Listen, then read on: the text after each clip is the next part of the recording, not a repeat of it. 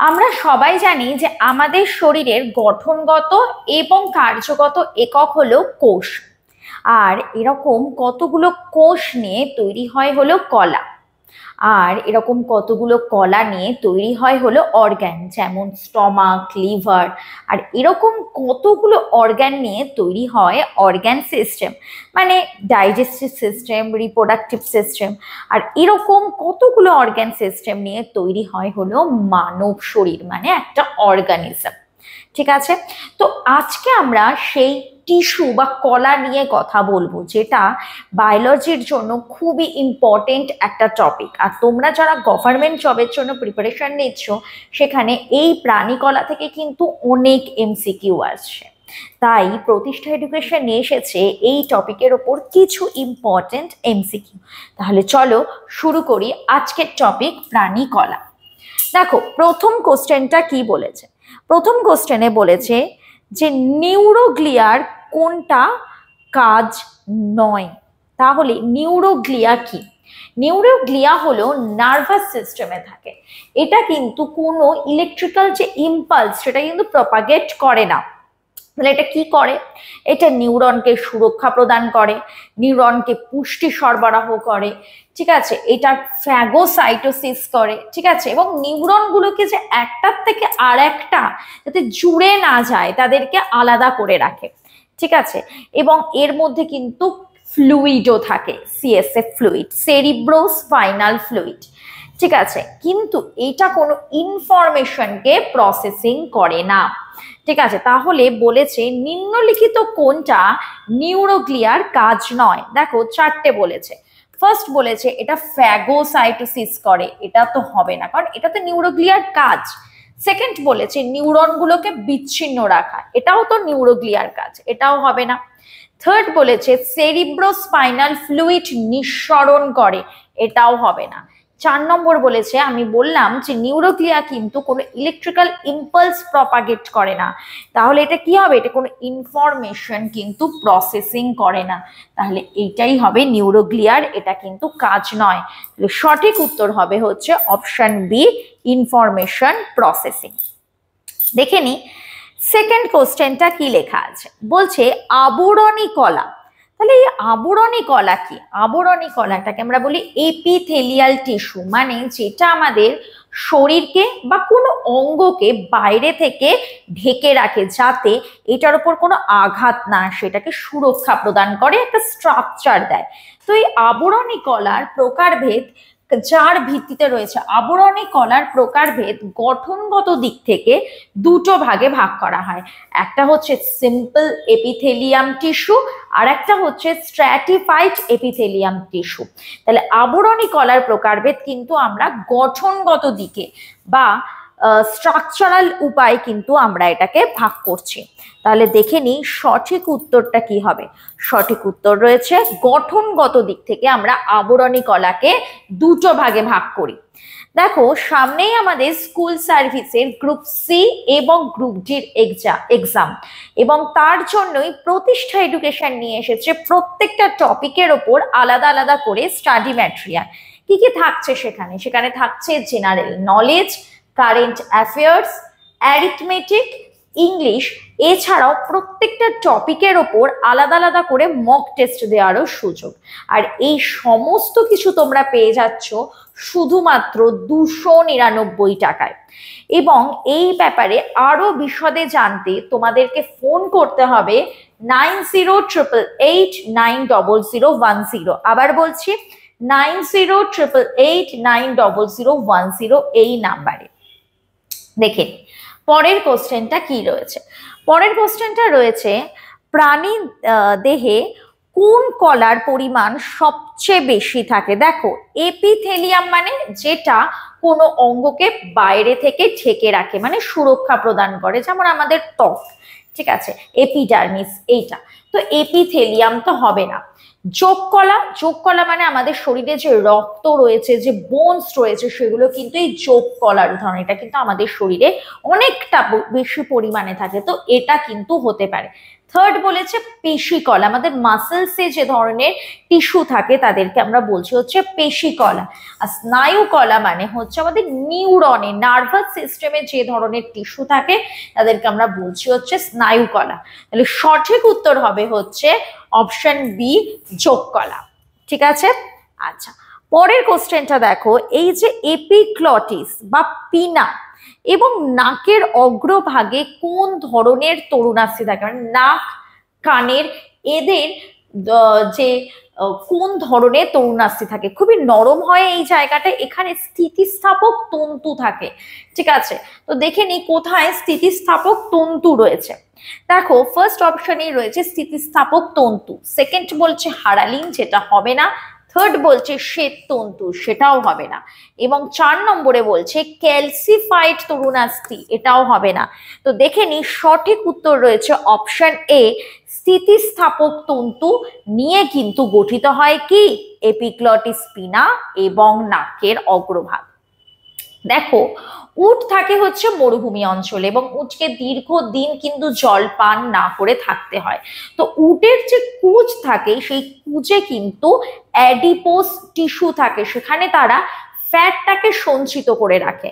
মানে যখন দীর্ঘদিন তারা জল না খেয়ে মরুভূমি অঞ্চলে থাকে তখন এই ফ্যাট থেকে, মানে স্টোর যে ফুড থেকে কিন্তু তারা তাদের খাবারটাকে নির্ধারণ করে, খাবারটা খেয়ে বেঁচে থাকে। ঠিক আছে, তো উটের নিম্নলিখিত কোন যোগ কলা নিয়ে গঠিত হবে হচ্ছে অপশন ডি, অ্যাডিপোস টিস্যু।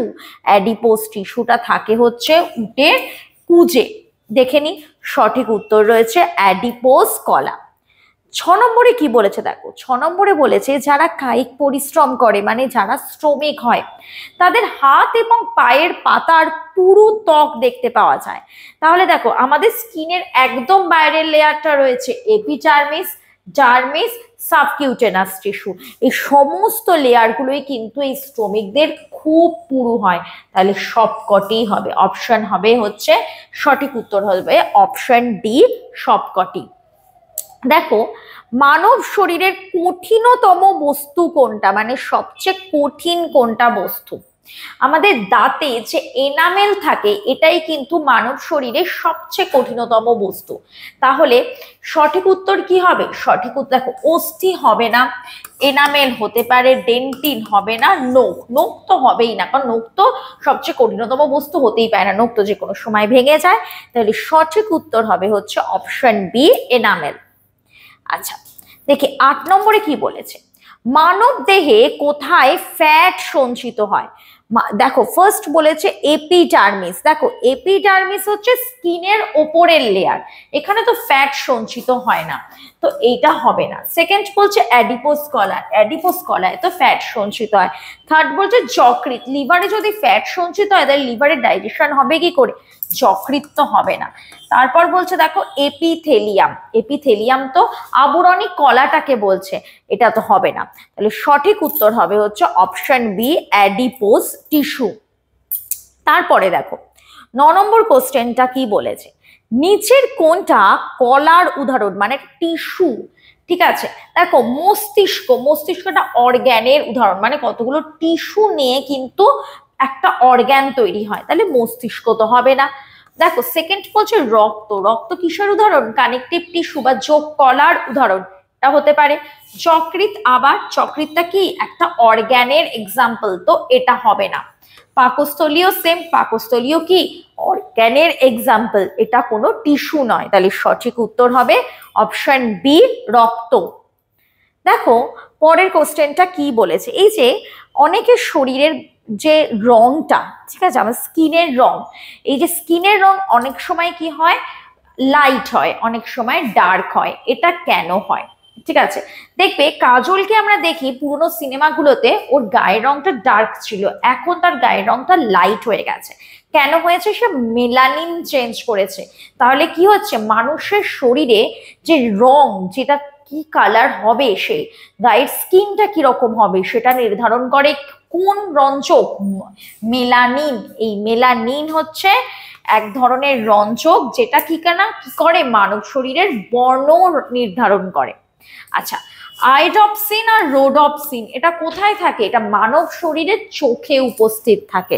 আর অ্যান্থোসায়ানিন কোথায় থাকে? অ্যান্থোসায়ানিন থাকে হচ্ছে উদ্ভিদে। উদ্ভিদের ফুল ফলের কালার কিরকম হবে সেটা নির্ধারণ করে অ্যান্থোসায়ানিন রঞ্জক পদার্থ। তাহলে সঠিক উত্তর হবে হচ্ছে অপশন এ, মেলানিন। দেখে নি 11 নম্বর কোশ্চেনটাতে কি বলা রয়েছে। 11 নম্বর কোশ্চেনটাতে বলা হয়েছে আমাদের শরীরে যে যে ত্বকের নিচে যে চর্বির স্তর থাকে, সেই চর্বির স্তর কিসের বাধা হিসাবে কাজ করে? দেখো, চর্বির স্তর কি করে? আমাদের শরীরে একটা বডি টেম্পারেচার থাকে, আমাদের এনভায়রনমেন্টে একটা টেম্পারেচার থাকে। এনভায়রনমেন্টে কি হচ্ছে, গরমকালে এক ধরনের টেম্পারেচার থাকে, গরমটা যখন চলে যাচ্ছে তখন এক ধরনের টেম্পারেচার ফ্ল্যাকচুয়েট হয়, আবার শীতকালে এক ধরনের টেম্পারেচার থাকে, আবার অনেক সময় আমরা ঘুরতে যাই সেখানে এক ধরনের টেম্পারেচার হয়। তাহলে আমাদের টেম্পারেচারটাকে, দেহের যে টেম্পারেচারটাকে কখনোই কি করে না, বাইরে বেরোতে দেয় না। একটা বডির যে একটা কনস্ট্যান্ট টেম্পারেচার কিন্তু বজায় রাখে, মানে আমাদের শরীরের যে টেম্পারেচার 37°C সেটাকে কিন্তু বজায় রাখে কে? আমাদের ত্বকের নিচে অবস্থিত যে চর্বির স্তর। ঠিক আছে, তাহলে কি হয়, আমাদের দেহ থেকে যে তাপ সেটাকে নির্গত করতে দেয় না, আমাদের দেহে কনস্ট্যান্ট যে টেম্পারেচারটা বজায় রাখে কে? না চর্বির স্তর। দেখো, সেকেন্ড বলছে প্রয়োজনীয় দেহ তরলের নির্গত হওয়া। না, আমাদের শরীরে তো ঘাম আমাদের বজ্র পদার্থ হিসেবে নির্গত হয়, তারপর আমাদের ইউরিন নির্গত হয়, এটা তো হবে না। দেহ থেকে লবণের নির্গত হয়, ঘাম তো নির্গত হয়, লবণ নির্গত করে। পরিবেশ থেকে ক্ষতিকর জীবাণুর অনুপ্রবেশ, না এটাও হবে না। সঠিক উত্তর কোনটা হবে? সঠিক উত্তর হবে অপশন এ, দেহ থেকে তাপ নির্গত হওয়া। দেখো, এই যে লিগামেন্ট, লিগামেন্টটা কিসের উদাহরণ? কানেকটিভ টিস্যুর উদাহরণ। এই যে লিগামেন্ট, এই লিগামেন্ট কি নিয়ে গঠিত হয়? লিগামেন্ট গঠিত হয় যে শ্বেততন্তু এবং অল্প সংখ্যক যে পিত্ততন্তু দ্বারা। শুধুমাত্র শ্বেততন্তু দিয়ে তো লিগামেন্ট গঠিত হয় না, আবার শুধুমাত্র পিত্ততন্তু দিয়েও গঠিত হয় না। শ্বেততন্তু এবং অল্প সংখ্যক পিত্ততন্তু দিয়ে কিন্তু লিগামেন্ট গঠিত হয়। আচ্ছা, তোমরা আমাকে বলো, এই লিগামেন্ট কোথায় থাকে? বোন থেকে বোনকে জয়েন করে, নাকি বোনের সাথে মাসেলকে জয়েন করে, নাকি মাসেল টু মাসেল জয়েন করে? লিগামেন্ট কোথায় থাকে? লিগামেন্ট কিসের কানেকশন? নিচে কমেন্টে লিখে পাঠাও লিগামেন্ট কি। এরকম আরো কিছু ইম্পর্টেন্ট টপিকের ওপর এরকম এমসিকিউ পেতে হলে অবশ্যই কিন্তু আমাদের পেজটিকে ফলো করতে হবে।